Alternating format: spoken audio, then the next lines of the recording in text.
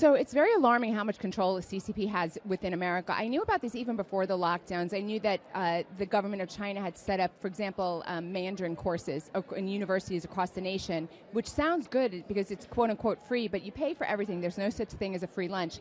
And in exchange for setting up those Mandarin learning programs, the universities were blocked from bringing on dissidents that they didn't approve of, for example, the Dalai Lama or other people that the Chinese government disapproved of. So there is no such thing as a free lunch. And whenever the Chinese government is giving you something, you have to look twice. Very scary stuff. Chinese government is not our friend. But the Chinese people is our... For sure. You know, I've got 2 sons, and they always tell me how smart the Chinese people are. And I'm like, I know. Absolutely. Well, we are the new federal state of China, and we represent a future without the CCP.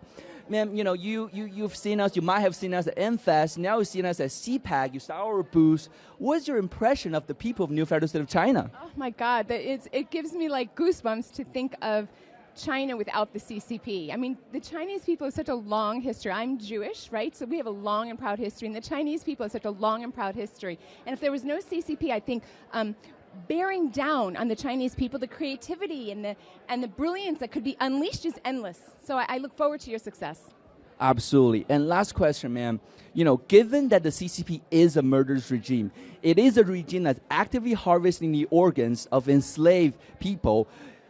Should good conscious Americans continue to do business and so that they can keep the slaves in China? Right. So if you look at the Chinese government's record on human rights, it's actually worst in the world. I think most Americans don't know that because there's been so much public relations to the opposite. But Americans, for example, are aware that a lot of Middle Eastern nations have terrible human rights records. But China is just as bad.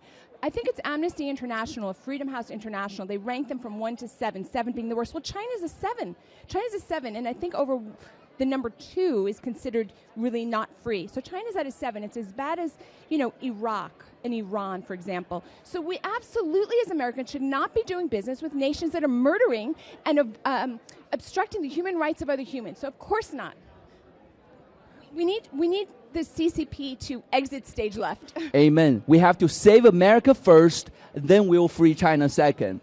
But, you know, you're spot on because history is on our side. It was only years after the U.S. Enacted an embargo on the Soviet Union that the Berlin Wall fell and with it the Soviet regime. And I have zero doubt, given that we have had 5,000 years of Chinese history without the CCP, that we'll do just as fine without the communists. That's right. And again, I want to encourage all the Chinese people. You have a long, strong, proud, beautiful culture, beautiful tradition. And one day you will shake off the CCP, God willing, with America's help.